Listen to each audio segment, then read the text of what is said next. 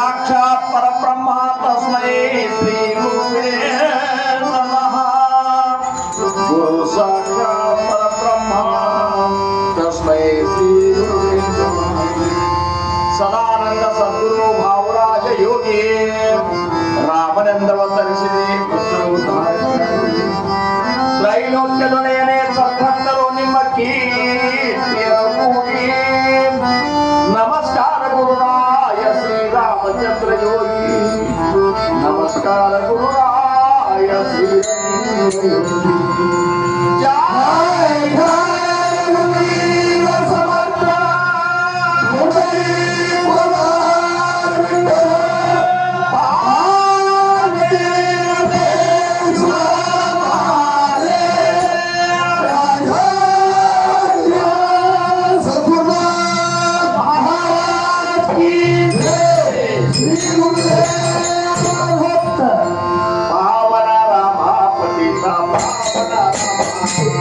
पावन रामा पतित पावन रामा पावन रामा पतित पावन रामा पावन रामा पतित पावन रामा पावन रामा पतित पावन रामा पावन रामा पतित पावन रामा पावन रामा पावन रामा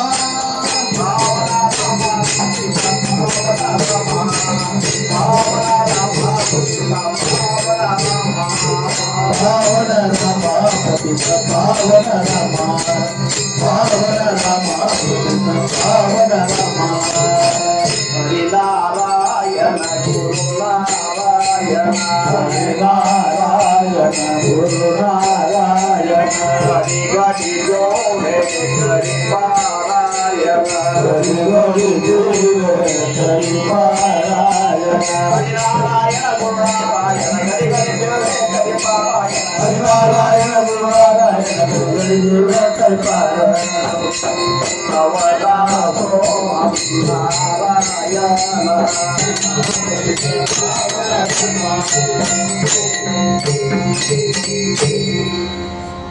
श्रोते पुसती कोण ग्रंथ काय बोलिले जीथ श्रवण केल्याने प्राप्त काय आहे भक्तीचेन योगे देव निश्चयी पावती मानव ऐसा आहे अभिप्रावही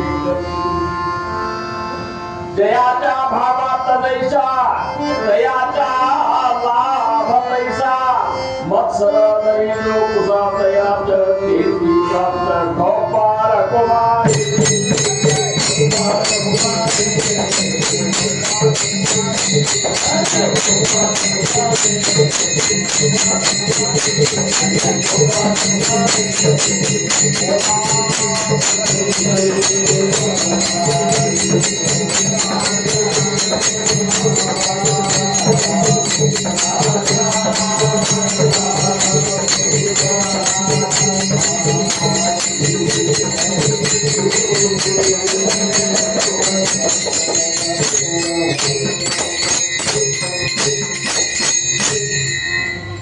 ಶ್ರೀರಾಮ್ ಪ್ರಪ್ರಥಮವಾಗಿ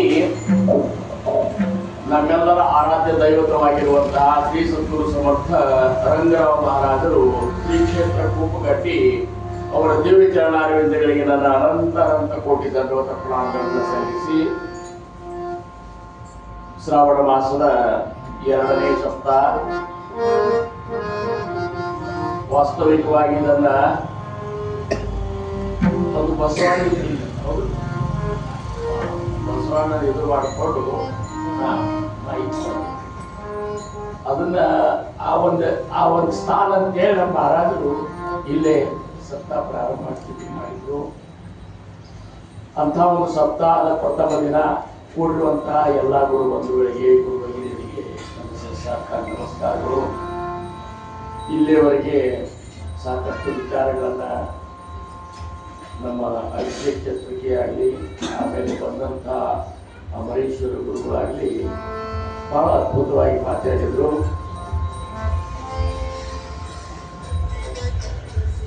ಈಗ ಸಮರ್ಥ ನುಡಿಸಿದಂಥ ಎರಡು ವಿಚಾರಗಳನ್ನ ನಾವು ಚಿಂತನೆ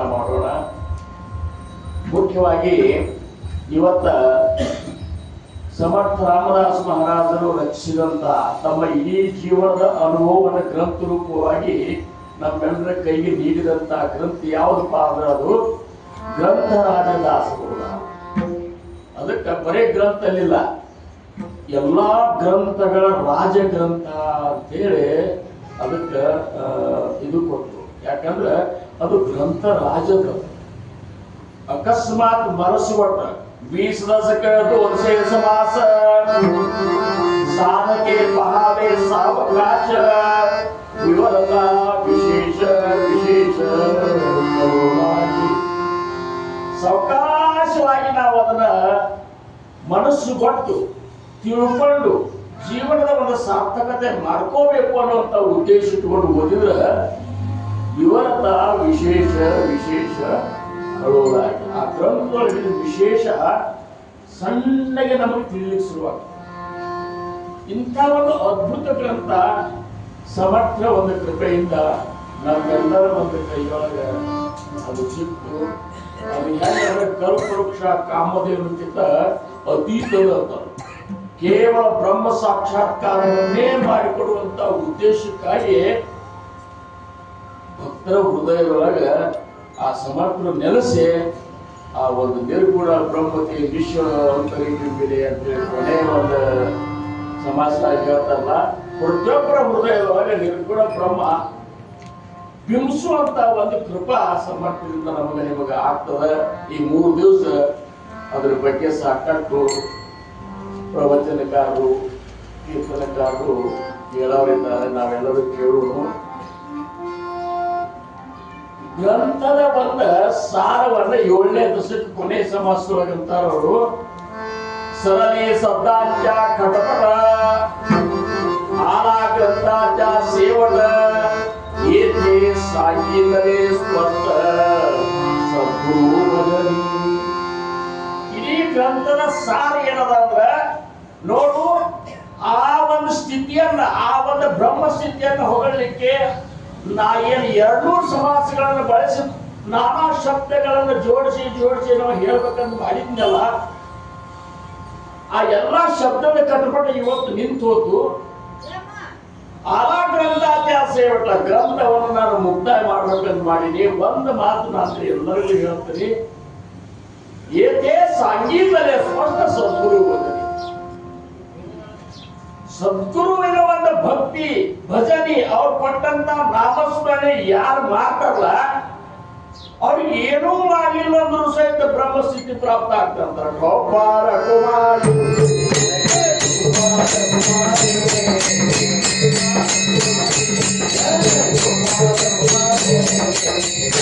ಏನೂ ಮಾಡಲ್ಲ, ನೀನೇ ಗತಿ ನೀನೇ ಪತಿ ನೀನೇ ದೇವ, ನೀನಿಲ್ಲದ ಅನ್ಯತ್ರ ದೈವಗಳ ನಾಗರಿ. ಇಷ್ಟು ತಿಳ್ಕೊಂಡ ಸಾಕು.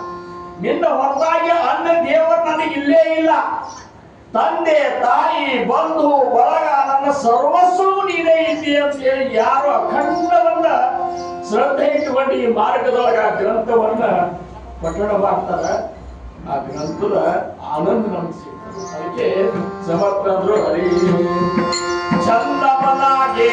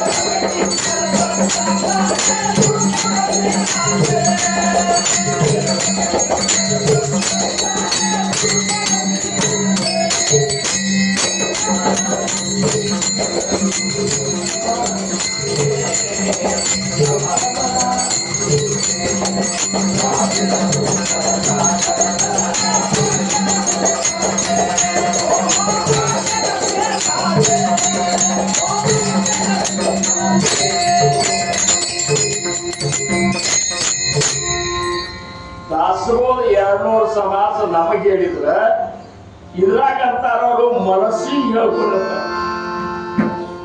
ಚಂದ ಮನಾಗೆ ಅಖಂಡ ಸದ್ಗುರು ಸಮರ್ಥ ಚರಣಾಗಿ ಮನವೇ ಇಂಥ ಸದ್ಗುರುಗಳ ಒಂದು ಚರಣವನ್ನ ಸದ್ಗುರುಗಳು ಹೇಳಿದಂತ ವಾಣಿಯನ್ನ ನೀನು ಅಖಂಡವಾಗಿ ಸ್ಮರಣ ಮಾಡು. ಚರಣ ಅಂದ್ರೆ ಇವು ಆಗ್ತಾವ, ಚರಣ ಅಂದ್ರೆ ಮಹಾತ್ಮರು ಹೇಳಿದಂತಹ ನುಡಿಗಳು ಆಗ್ತಾವ, ಅವಕ್ಕೂ ಚರಣೆ ಅಂತ. ಅವನ್ನ ಗಟ್ಟಿಗೆ ಹಿಡಿ. ಯಾವಿನ ದುಸ್ತರ ಸಾಗರ ತರಣ್ಯ ಮಾರ್ಗದ ಶೇಷ ಸ್ಪರ್ಶ ಬಿಟ್ರು ಇದರ ಹೊರತಾಗಿ ಈ ಭವಸಾಗರವನ್ನ ದಾಟ್ಲಿಕ್ಕೆ ಮತ್ತೊಂದು ಯಾವುದು ಸರಳ ಮಾರ್ಗನೇ ಇಲ್ಲ ಅಂತಾರ. ಇದ್ರ ಸರಳ ಮಾರ್ಗನೇ ಇಲ್ಲ, ಕರ್ಮವು ಬಿರಿಯಾಗ್ಯದ. ಆ ಹೇತರಿ ಪರಮ ಸುಗಮ ಬರಿ ಜನಾಸ ದಾಮ ದುರ್ಗಮ ಜಯಾಂತಿ ಚುಕಲೆ ವರ್ಮ ಎಲ್ಲಿ ತಪ್ಪೇನಂದ್ರ ಸತ್ಸಮಾಗಮದ ಕೊರತೆ ಇದೆ. ಸತ್ಸಮಾಗಮ ಸಾಕಷ್ಟು ಆಗ್ತದ, ಸತ್ಸಂಗ ಸಾಕಷ್ಟು ನಾವು ಅಟೆಂಡ್ ಆಗ್ಯವು. ಇದು ಸ್ಥೂಲವಾದದ್ದು. ಸೂಕ್ಷ್ಮವಾದದ್ದು ಯಾವುದಂದ್ರ ಸಚ್ಚಿತ್ ಆನಂದ ಸ್ವರೂಪವಾಗಿರುವಂತಹ ನಾಮದ ಸಂಘ ಮಾಡಬೇಕಂತ. ಯಾರು ಆ ಸದ್ಗುರುನಿಂದ ಉಪದೇಶಿತರಾದಂತಹ ಅನುಗ್ರಹಿತ ನಾಮದ ಸಂಘ ಮಾಡ್ಯಾರ, ಆ ನಾಮದ ಸಂಘ ಮಾಡೋದ್ರಿಂದ ನಾವ್ಯಾರು ಮತ್ತೆ ಯಾರು ಇಲ್ಲ. ಆ ಸಾಕ್ಷಾತ್ ಪರಬ್ರಹ್ಮ ಸ್ವರೂಪ ಸದ್ಗುರುವಿನ ಸ್ವರೂಪನೇ ಅದ. ಗೋಪಾಲ ಕುಮಾರಿ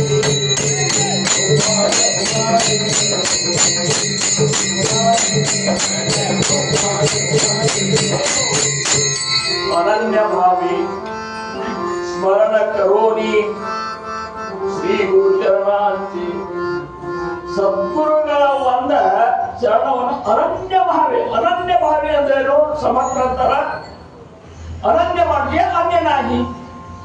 ಅನ್ಯನಾಗಿ ಅಂದ್ರೆ ಮತ್ತೊಂದು ಏನು ಇಲ್ಲೇ ಇಲ್ಲ. ಕೇವಲ ಅವ್ರ ಚರಣ, ಅವ್ರು ಹೇಳಿದಂತ ಉಪದೇಶ, ಅವ್ರು ಹೇಳಿದಂತ ನಾಮದ ಸಂಘ ಇಷ್ಟೇ ಮಾಡು. ಅನನ್ಯ ಭಾವೇ ಸ್ಮರಣ ಕರೋನಿ ಶ್ರೀ ಗುರು ಚರಣಾಂತೆ. ಮಾನಸ ಪೂಜಾ ಧ್ಯಾನ ಜಪಾನೆ ರಿಜವಿ ಮನಧ್ಯಾನ. ರಿಜವಿ ಅಂದ್ರೇನು? ಸದ್ಗುರುಗಳ ಮನಸ್ಸನ್ನು ಸಂತೋಷಗೊಳಿಸಿದಂತಾವ. ಹೆಂಗ? ಮಾನಸ ಪೂಜಾ ಮಾಡ್ರಿ. ಈ ಪೂಜೆ ಎಲ್ಲರಿಗೂ ಮಾಡ್ಲಿಕ್ಕೆ ಆಗುದು, ಮನೆಯಾಗ ಒಬ್ರು ಮಾಡ್ಬೋದು. ಮಾನಸ ಪೂಜೆ ಅನ್ನೋದಲ್ಲ, ಪ್ರತಿಯೊಬ್ರು ಮಾಡ್ಲಿಕ್ಕೆ ಬರ್ತದೆ. ಆಮೇಲೆ ಈ ಒಂದು ಸ್ಥೂಲ ಪೂಜೆಗಿಂತ ಮಾನಸ ಪೂಜೆಗೆ ಅತ್ಯಂತ ಮಹತ್ವ ನೀಡಿದವರ ಸಮರ್ಥ ರಾಮದಾಸ. ಶಿವಾಜಿ ಮಹಾರಾಜರಿಗೆ ಹೇಳಿದ್ರು ಅವರು ನಿತ್ಯ ಮಾನಸ ಪೂಜೆ ಮಾಡಪ್ಪ ಅಂತೇಳಿ. ಶಿವಾಜಿ ಮಹಾರಾಜರು ಎಂಥ ಯುದ್ಧದ ಪ್ರಸಂಗ ಇದ್ರು ಸಹಿತ ತಮ್ಮ ಕುದುರೆ ತಗೊಂಡು ಅಡವ್ಯಾಗ ಹೋಗಿ ಕುತ್ಕೊಂಡು ಮಾನಸ ಪೂಜೆ ಮಾಡಿಕೊಡ್ತಿದ್ರು.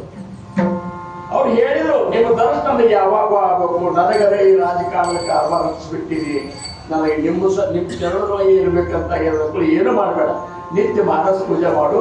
ಮಾನಸ ಪೂಜೆದೊಳಗೆ ನನ್ನ ದರ್ಶನ ನಿನಗೆ ಆಗ್ತದೆ. ಮಾನಸ ಪೂಜೆದೊಳಗೆ ಸಮರ್ಥ ದರ್ಶನ ಶಿವಾಜಿ ಮಹಾರಾಜರಿಗೆ. ಮಾನಸ ಪೂಜೆದೊಳಗೆ ಸಮರ್ಥ ದರ್ಶನ ಕಲ್ಯಾಣ ಸ್ವಾಮಿಗೆ ಆಗ್ತದೆ. ಮಾನಸ ಪೂಜೆ ಮಾಡುವಂತೆ ಸಮರ್ಥ ದರ್ಶನ ಅಕ್ಕ ತಾಯಿಗೆ ಆಗ್ತದೆ. ಮಾನಸ ಪೂಜೆ ಮಾಡುವಂತೆ ಸಮರ್ಥ ದರ್ಶನ ಉದ್ಧವ ಗೋಸಾವಿಗೆ ಆಗ್ತದೆ. ಇವ್ರಿಗೆಲ್ಲರೂ ಮಹಾ ಸಮರ್ಥ ನಿರ್ಯಾಣ ಮಾಡಿಕೊಡುವಂತಾಗ ಎಲ್ಲರೂ ಅಲ್ಪತ್ ಕುತ್ಕೊಂಡು ಏನು ಮಾಡಬೇಡ್ರಿ, ಮಾನಸ ಪೂಜೆ ಮಾಡ್ರಿ. ಮಾನಸ ಪೂಜೆದೊಳಗೆ ನಮ್ಮ ದರ್ಶನ ಮಾಡ್ಕೊತೀವಿ. ಇಷ್ಟು ಮಾನಸ ಪೂಜೆ. ಅದಕ್ಕೆ ಮಾನಸ ಪೂಜಾ ಧ್ಯಾನ, ಧ್ಯಾನ ನಾವು ಜಪ ಜಪ ಜಪ ಧ್ಯಾನ ಬೇರೆ ಏನ್ರಿ ಅಂತಂದ್ರ, ಜಪ ಅಂದ್ರೆ ಕೈಯಾಗ ಮಾಲಿ ಹಿಡ್ಕೊಂಡು ಮಾಡೋದು. ಅಂದ್ರೇನು, ಒಂದು ಸಂಕಲ್ಪ ಮಾಡೋದು. ಸಂಕಲ್ಪ ಮಾಡಿ ಇವತ್ತು ಇಷ್ಟು ಜಪ, ನಾವು ಇಷ್ಟು ಮಾಲಿ ಜಪ ಮಾಡ್ತಂತ ಸಂಕಲ್ಪ ಮಾಡಿದೀವಿ ಅಂದ್ರೆ ಮಾಡಿದ್ದೇವು ಯಾವಾಗ. ಅದಕ್ಕೆ ಸಂಕಲ್ಪ ಮಾಡ್ಕೊಂಡು ಅದನ್ನು ಮಾಡ್ರಿ. ಒಂದೇ ಜಾಗದಾಗ ಕೂತ್ಕೊಂಡು ಪರಾ ಪಶಂತಿ ಮಧ್ಯಮ ವೈಖರಿ 4 ವಾಣಿಗಳು ಸಮರ್ಥರು ನೀಡಿದಂತಹ ನಾಮ ಉಪದೇಶ ಏನದಲ್ಲ, ಆ ನಾಮಸ್ಮರಣೆಯನ್ನು ನೀವು ಶ್ವಾಸ ಜೋಡಿ ಅಡ್ಡಾಡಿಸ್ರಿ. ನಿಜವಾಗಿ ಬರುತ್ತೆ ಅಂತೆ. ಇದನ್ನ ಮಾಡಿದ್ರೆ ಸಮರ್ಥರ ಮನಸ್ಸು ಸಂತೋಷ ಬರುತ್ತೆ ಅಂತೆ ಸಮರ್ಥ ಹೇಳ್ತಾರ ನೋಡ್ರಿ. ಹಿಂಗ ಮಾಡಿದ್ರೆ ಅವ್ರು ಸಂತೋಷ ಆಗ್ತಾರ. ಇದು ಪರ್ಯಾಯವಾಗಿ ಸಮರ್ಥ ಹೇಳಿಕರ್ತಾರ. ಬಹಳ ಚಂದದ ಅವಾಗಿದು ಕರೀಚ ಜನ್ಮ. ಹಿಂಗ ಮಾಡಿದ್ರ ನಂಗ ಕರೀಚ ಅಂದ್ರೇನು, ಕರೀಚ ನಿನಗೆ ಗೊತ್ತಿರಬೇಕಲ್ಲ ನನಗೆ ಮರಾಠಿ. ಕರೀಚ ಜನ್ಮ ಅಂದ್ರ ನೀವು ಈ ಮನುಷ್ಯ ತಗೊಂಡು ಬಂದದಕ್ಕ ಏವುನಿ ಕೇಳೆ. ಕರೀಚ ಜನ್ಮ ಏವುನಿ ಕೇಳೆ ಸಾರ್ಥಕ ದೇಹಾದಿ. ಈ ದೇಹ ಏನಾಗ್ಬಿಡ್ತದೆ ಅಂದ್ರ ಅದು ಮಂತ್ರ ದೇಹ ಆಗಿಬಿಡ್ತಾವ. ಏನ್ರಿ, ಸ್ಮರಣ ದೇವಾತೆ ಕರಾವೆ ಅಖಂಡ ನಾಮ ಜಪದಾವೆ ನಾಮಸ್ಮರಣೆ ಭಾವಾವೇ ಸಮಾಧಾನ. ನಾಮಸ್ಮರಣೆ ನಿರಂತರ ತೇ ಜಾಲಾವೆ ಪುಣ್ಯ ಶರೀರ. ಮಹಾದೋಷಾಂತಿ ಗಿರಿವರ ರಾಮನಾಮೇ ನಾದತಿ ಗೋಪಾಲ ಕುಮಾರಿ.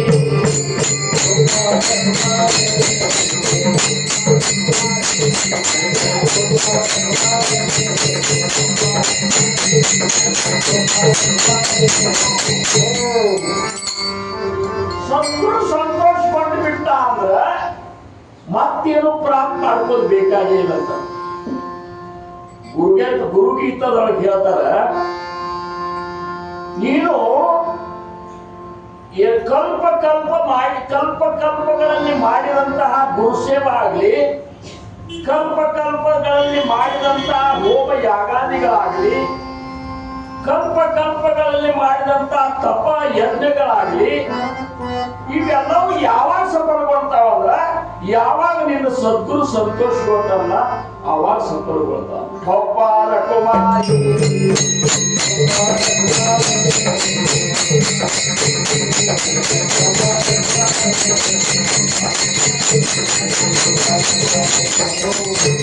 ಸದ್ಗುರುಗಳ ಅಂತ ನಮಗೆ ಈಗ ಸೋಟದಾಗ ಇಲ್ಲದ ಹೆಂಗ್ ಸಂತೋಷಗೊಂಡು ನಮ್ಗೆ ಗೊತ್ತಾಗ್ಬೇಕ್ರಿ ಅಂತಂದ್ರೆ ಅಂತ ತಿಳ್ಕೊಂಡ್ರಿ ಅಂತೀರಿ ನೀವು.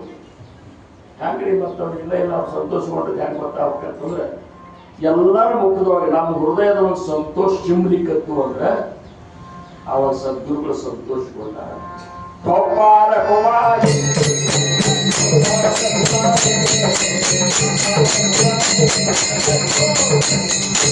ಏನಿದ್ರು ಸೇರಿ ಜಾಸ್ತಿ ಮೋಚಿ ಮಾಡ್ಕೊಂಡು ಹಿಂಗ್ ಕೂತಿದ್ದೇವಂದ್ರ ಮಹಾರಾಜನಿಗೆ ಸಂತೋಷ ಆಗಿದೆ. ಹೆಂಗಿರ್ಬೇಕಂದ್ರ ಕೊನೆ ಚರಣದಾಗ ಅಂತಾರ, ಗುರುಚರಣಾಂಚ ಗೋಡಿ ತುಜಲ ಸ್ಥಿತಿ ಸಂಗು ಅಂತ ಹೇಳಿ ರುಚಿರ್ತಾರ. ಸೇವಕ ಕಿಂಕರ ಸ್ವಚ್ಛಂದಾರೆ ಗುರುಕುಲತೀನಾಥೆ. ಗುರುವಿನ ಮುಂದೆ ಕುಡಿಲಿಕ್ಕೆ ಶುರು ಮಾಡಿರ್ತಾರಂತ. ನಾವೆಲ್ಲರೂ ಹೆಂಗಂದ್ರೆ ಎತ್ತು ಕುಡಿಲಿರುವಂಗೆ ಆಗ್ಬೇಕದು. ಅವಾಗ ನಮಗೆ ಏನಾಗ್ತದ್ರ ಮಹಾರಾಜ ಸಂತೋಷಗೊಂಡಾರು ಅಂತ ಇದೇ ಪ್ರಸಿದ್ಧಿ. ತರಿತ ಜನ್ಮ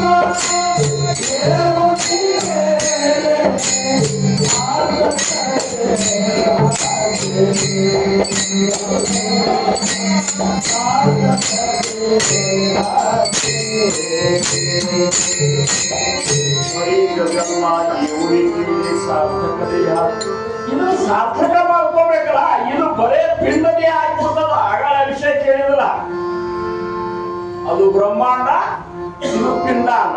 ಪಂಚಭೂತಗಳಿಂದ ನಿರ್ಮಾಣ ಆಗಿರೋದು ಇದೊಂದು ಪಿಂಡಾಂಡ. ಇದು ಪಿಂಡ ದೇಹ ಆಗ್ಬಿಡ್ತದ. ಮಹಾರಾಜರಿಗಂತ ಮಹಾರಾಜರು ಒಬ್ರು ಭಕ್ತರು ಇರ್ಕೊಂಡು ನಮ್ಮಲ್ಲಿ ಪಿಂಡ ಪ್ರದಾನ ಮಾಡ್ತಾರೆ ನೋಡ. ಕಾಗಿ ಹೋಗಿ ಮುಟ್ಟುದು, ಹೋಗಿ ಪಿಂಡ ಪ್ರದಾನ ಮಾಡ್ಲಿಕ್ಕೆ ಹೋದ್ರು ಕಾಯಿ ಒಂದು ಬರಲಿಲ್ಲ ಸನೇಕ. ಇಷ್ಟು ಸೇವಾ ಮಾಡಿದವ್ ಏನು ವಾಸನ ಇರಬೇಕು ಅಂತ ನಮ್ಮ ಮಂದಿ ಚಿಂತೆ. ಇಷ್ಟು ಸೇವಾ ಮಾಡಿ ನೀವು ಮಹಾರಾಜರು ಮತ್ತು ನೀವು ವಾಸನ ಯಾಕೆ ಇರಬೇಕು ಅಂತ ಹೇಳಿ ಇವರು ಇದನ್ನ ನಿನಗೆ ಏನ್ ಬೇಕಾಗಿತ್ತು ಅದನ್ನ ಮಾಡ್ತೇವಪ್ಪ. ನಿಮ್ಮ ಮೊಮ್ಮಕ್ಕಳು ಚಂದ ಹೋಗ್ತೇವೆ, ನಿಮ್ಮ ಮಕ್ಕಳು ಚಂದ ಹೋಗ್ತೇವೆ, ನಿಮ್ಮ ಆಸ್ತಿ ಕಾಯ್ಕೊಂಡು ಹೋಗ್ತೇವೆ. ಏನಂದ್ರು ಅದೇ ಪಿಂಡ ಒಟ್ಟ ಕಾಯಿ ಸದ್ಯಕ್ಕೆ ಬಂದಿದ್ದು ಮತ್ತೆ ಎಷ್ಟೋ ತನಕ ನಿಂದಿರ್ತಾರೆ. ಅವ್ ಅಕಸ್ಮಾತ್ ಗೋಕರ್ಣದಲ್ಲಿ ಕಾಯ್ಕೊಳ್ಳೋ ಅದು ಅಂದ್ರೆ ಏನ್ ವಾಸನ ಇರ್ಲಿ ಬಿಡ್ಲಿ, ಅವ್ ಚಟಾನೆ ಅದ ಪಿಂಡ ಇಟ್ಕೊಂಡು ತಿಂದು ಹೋಗ್ಬಿಡ್ತಾವ. ಇಲ್ಲಿ ಹಂಗಲ್ಲ, ಇಲ್ಲಿ ಕಾಯ್ಕೊಳ್ಳೋ ಸುಪೀರಿ ಇರ್ತಾವ. ಯಾಕಂದ್ರೆ ಅದು ಬೆಂಕಿ ಚಂದ್ರಗತ್ತೆ ಕಾಣಿಸ್ತಿರ್ತಾರಂತೆ. ಅವು ಗೊತ್ತದ ಕಾಂಡ್ರು ಬೆಂಕಿ ಚಂದ್ರಗತ್ತೆ ಕಾಂಡ್ರು ಸಹಿತ ಅನ್ನೊಂದೇ ಅವು ತಿಂತಾವ. ಮಹಾರಾಜರ ಮುಂದೆ ಇದನ್ನು ಹೇಳಾದ್ರೆ ಮಹಾರಾಜರ ಮುಂದೆ ಮಹಾರಾಜರ ಮುಂದೆ ಇಂತಾನು ಹೇಳುದು. ಮಹಾರಾಜ ಅವನ ಪಿಂಡ ಪ್ರದಾನ ಆಗಿಲ್ಲ ನೋಡ್ರಿ. ಅದ್ಯಾಂಗಾಗ್ತು ಅಂದ್ರೆ ಅವನು ಮಂತ್ರ ಪಿಂಡ ಆಗಿಬಿಟ್ಟದ. ಈಗ ಅದು ಇದು ಇದ್ರ ಪಿಂಡ ಆಗಿ ಇಲ್ಲದ ಮಂತ್ರ, ಅದು ಮಂತ್ರಮಯ ಆಗಿಬಿಟ್ಟದ ಅವನ ಶರೀರನೇ. ಮತ್ತ ಅಂದಾಗ ಅದಕ್ಕೇನು ಪಿಂಡ ಆಗ್ತದೋ ಅವು ಉದ್ಧಾರ ಆಗಿಬಿಟ್ಟು